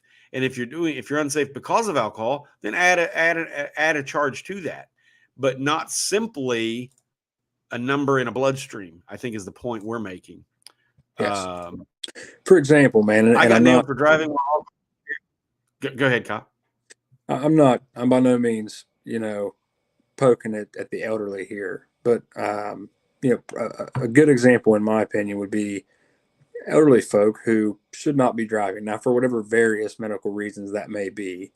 But I travel a lot, and I'm just here to tell you, especially you get on one of these, the old state routes in our area or something, these 2-lane roads, and someone's just doing 30 miles an hour, and they're braking like crazy and they're swerving. Well, I don't believe they're under the influence, not once I go around them and I can see what's going on. Well, it's 9 times out of 10, someone like that, it's some elderly woman who can barely steer the steering wheel, probably some health issues or something, but it's still unsafe. But do you think a law enforcement officer is going to detain them for and charge them with something? Unless No. they hit another car or do something. Yeah. But regardless, they're being unsafe. They're swerving, Right. they're slamming on their brakes, they're speeding up, they're on a road where a lot of times there's blind spots coming around curves, doing 25 miles per hour below the speed limit. Well, that's just as dangerous as someone going 10 or 15 over, which they'll pull you over for. You go 5 miles over the speed limit, and they're going to pull you over for that and charge you. But someone going 25 below, they may not. But it's a matter of law. Again, laws are laws. I'm not here to Right. promote criminal acts or not follow laws as they are. Kelly, but Kelly's comment here is what dovetails the 2 topics we've had tonight. Right. The issue here is knowing and recognizing one's self-reflection of drunkenness. That's also, so in other words, you're talking about judgment. Oh my God. You're talking about holding people responsible for their actual actions. You're talking about holding people responsible for the actual consequences. So that's where we dovetail with your 6-year-old got a gun, took it to school and shot a teacher. What should we do? Right. There shouldn't, and my point is, and Kyle too, is that we shouldn't have laws about storage. We should punish those appropriately for things that actually happen, not create laws to try to keep people from doing what might happen. And that's sort of the I think the common thread we've hit on tonight, whether we meant to or not. Let's see, FUBAR. Oh, wait a minute here. I gotta go to this. You mentioned elderly females there, Kyle, and so we got this. the male ones are just as bad. Well, I'll tell you this. I was a young kid, right? And I was driving with my dad, or my dad was driving, and I was in the car, and there was some elderly person being an elderly person, right? Driving extra slow or whatever. And I made this comment, and my dad at the time probably would have been in his mid-30s, late 30s maybe. And he said, I said, there ought to be like a limit. Once you hit 75 or 80 or whatever, you got to give your driver's license up. And my dad said, he said, well, maybe. He said, but how? He says, based on the group, who do you think's more dangerous? Elderly people driving too slow or teenagers that get their license to 16? Which is more dangerous? And I was like, ooh, got me, Dad. And, so now every time I think about elderly drivers, I think what Dad told me, right? So are they actually dangerous? And Kyle gave examples where they are. But a lot of times they're just annoying, to be honest. They're not. Most of the time they aren't. But yes, male and female drivers, we each have our own version of annoying. And I'll put it this way. I lived in Japan for 3 years. I could throw out a stereotype, but I'm not going to. Fubar says, I'm 6'5", 260. Well, holy shit, dude. You need a longer name than Fubar. That's just too short for a man that size. When I need painkillers, I have to take more than a smaller person for them to take effect. Why is that not an effect for alcohol as well? Well, I mean, it is. That's the whole idea of having a percentage in a bloodstream. Percentage is a percentage. However, and it doesn't have to do with body size. Percentages still affect people differently as far as their. Well, listen, you could take sober people, put me on a basketball court against someone my age and tell me to dribble, and I'm going to look drunk. Okay, I can't play basketball. There's just simply different physical abilities. One person is going to have 0.06, and it's going to affect them way worse than another person at 0.06, even though the standard is exactly the same versus me or you, Fubar, because it's about percentage. That's why I think the actual test should be what was observed in your driving. Were you incompetent driver? If you're incompetent driver and you're 0.00, there should probably be a charge. If you're an incompetent driver, but you're 0.02, well, that's a different charge. If you're an incompetent driver and you're 0.12, well, that's a whole different charge. If you're a competent driver and 0.00, but you killed somebody, you get my point?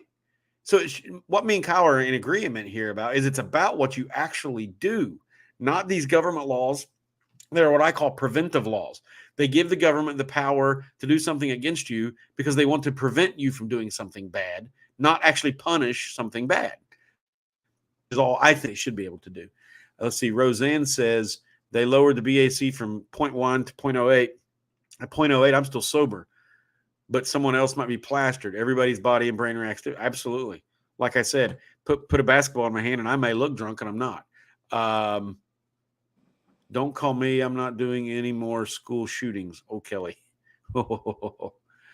Lisa. No, Lisa, I have no idea how old you are. So no, I ain't calling you elderly at all. And I may not be the smartest man on the planet, but I'm not that stupid. Baby girl says I have 2 White Claws and I'm wasted. That's good. That's good. That's good news. I like cheap dates. So that's good. Let's see here. Kelly says, I see drunks in casinos leave and need someone to help find their car. They let them drive away. There used to be a day where you stayed by strong maneuvers and drank coffee before you could leave. Yeah, I mean, that just has to do with, once again, now we're talking about the morals and behavior of a society. Kelly says she's old as dirt. Okay, you said that. I don't know. So I'll leave that at that, Kelly. You threw that out there yourself. So now apparently Lisa feels defensive about her age, and Kelly's just going to throw it out. She's old as dirt. So, but I'm not calling anybody old.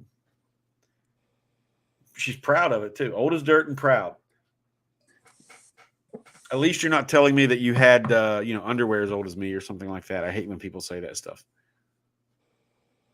Joke's on you. I don't wear any.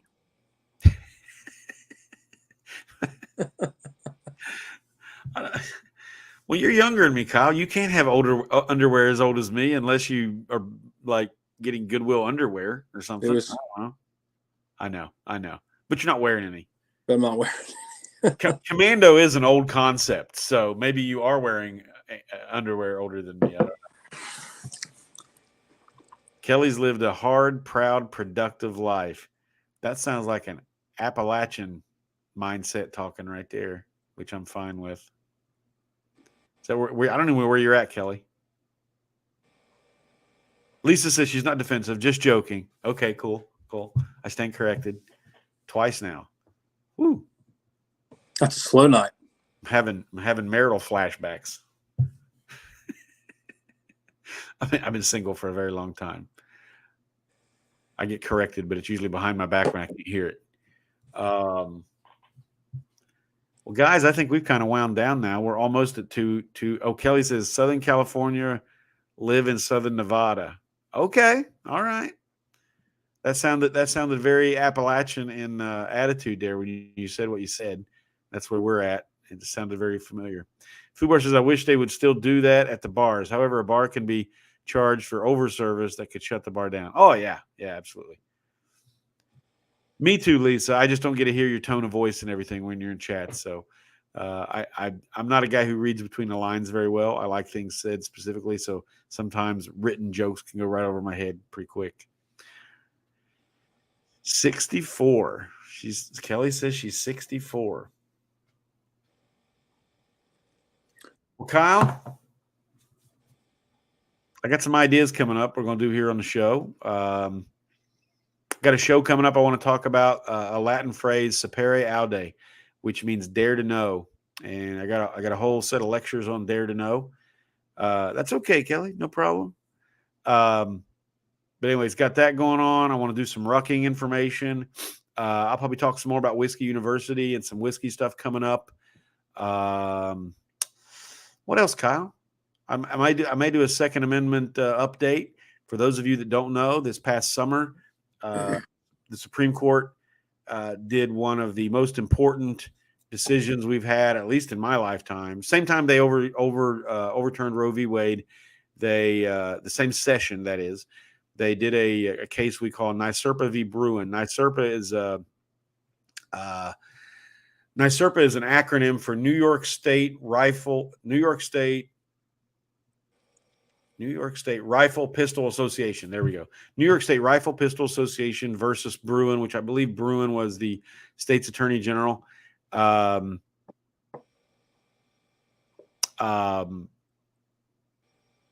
in that case, Clarence Thomas, which is a pure national treasure, Clarence Thomas said that the two-part test that the courts had used previously to determine what's called the balancing test in constitutional rights, in this case, the Second Amendment, the balancing test had two prongs. And he said that's one prong too many, which is one of the famous lines from the case. And he basically said that when the founders wrote the Second Amendment and ratified it in 1791, that's when they'd already done the balancing, which is a brilliant set of logic, which hadn't been done in Supreme Court jurisprudence up to that date until this summer. So he set a precedent in Supreme Court jurisprudence, which may reap us many benefits in the next generation. And that is that the founders, when they wrote this, and then the states ratified it, the states then saying, yes, we agree, we'll make this part of the Constitution, that upon ratification, that's the standard for what a law meant, or what a right meant, how it was interpreted. So when it comes to Second Amendment rights now, we now have a very specific precedent, which is being enforced around the country. Lots of Supreme Court, lots of Second Amendment restrictions are falling weekly around the country. And what he said was, it must have a historic analog. Well, an analog is an analogy, right? So he's saying that for a state to have a restriction on Second Amendment rights, you've got to prove to me, Supreme Court, you've got to prove that in 1791 they had the same restrictions and that it was understood that way. Now, there are restrictions on Second Amendment. There are 1791 restrictions. So there are some that can be had, which is something I, controversially in a Second Amendment community, have always said, that there are reasonable restrictions. That, the T-shirts to say the Second Amendment's my concealed carry permit. No, it's not. That's not historical. That's not exactly what it means. I get the idea, but that's not what it means. ATF has never not overstepped its power, because the ATF's existence is an overstepping of power. So the fact that it even exists, in my opinion, is an affront to the Constitution. But we're winning. If there's anything that liberty and constitutionalism and that version of conservatism is winning, it is in the arena of Second Amendment rights. We are winning in ways that I never thought possible in my lifetime. So maybe we'll go into some of that in the near future. That may be a show we do. Let's see here. Fubar says, what do you think about the new pistol stock now being illegal? Well, that's just it. It may be, it may not be. There's a lot of controversy going on. The ATF hasn't even been clear, even disregarding the NYSERPA case. That's going up before the Supreme Court very soon. The ATF's, how they just like to flop around and write their own definitions and create laws out of nowhere. I believe that's all going down very quickly. So let's see. Kelly said something about here. Do one on what sets up school shootings, sort of the lead up, believe is what Kelly's talking about, the things that lead to school shootings. Yeah, I could definitely do a history of the major ones, and even maybe throw in some for examples that people don't know about. There's lots of good information out there that isn't because the media choose not to focus on it. Like, for instance, right after Parkland, I believe it was the very next week, we're talking about Parkland, and they're talking about semi-automatic weapons and got to get rid of assault weapons and all that stuff.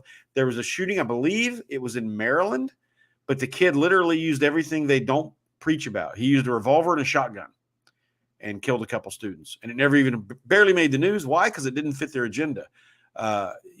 Kid using a shotgun and a pistol, and a revolver, shows that it's not all about these, quote, big, ugly black rifles or whatever they want to say. So anyways, a lot of stuff we can talk about coming up. I'm currently, and Kyle is a big help in this, I'm currently just trying to get used to, one, doing these on a regular basis, two, figuring out my tech issues, because trust me, we would have gone a lot further with the show already if I didn't have these tech issues. We've got a TV show that me and Kyle were on, and we've done reviews of those already. Those are my first couple.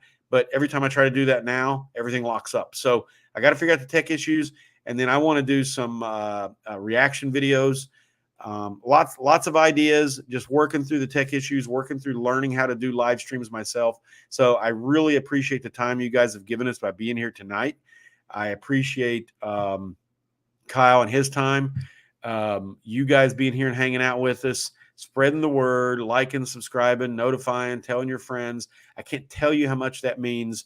Kelly says it's very needed now. She's recognizing the signs. Yeah, there is a there is a pattern. I believe this to be true, that we've never had a mass school shooting yet that there weren't signs ahead of time. People knew something ahead of time and either ignored it or discounted it. Fubar says he'd be willing to be on a panel if you talk about Columbine. He's seen part of it, knew a lot of the kids. Absolutely. Yeah. If I believe the anniversary of Columbine is that April 21st? I believe is the anniversary. It's right around my birthday, which my birthday is April 23rd. And Columbine was somewhere right around April 19th is a significant date in American history. And then there's my birthday and Hitler's birthday are all in there in a couple days. And I think Columbine was right in there. But anyways, yeah, I would like to. Oh, Kelly worked Columbine. Wow. Okay, so we got a great discussion there. Probably on its anniversary or the week of its anniversary, we'll do a Columbine. I know February 14th is the anniversary of Parkland. We'll be doing something on that. If not the exact day, somewhere around there, we'll be doing an anniversary of Parkland and talking about that. But for now, guys, we're just right over 2 hours. And I know Kyle has had a rough week. And I know some of the other people in here have had a rough week, and we're going to go for now. And thank you so much for being here and supporting the channel and taking part in the stream tonight. And Lisa, thank you. I appreciate the compliment telling us it's a good stream. But everyone, good night from Ohio. And Kyle, we'll talk to you later, brother. Thank you. Yep. Have a good night. Good night, guys. Thanks a lot.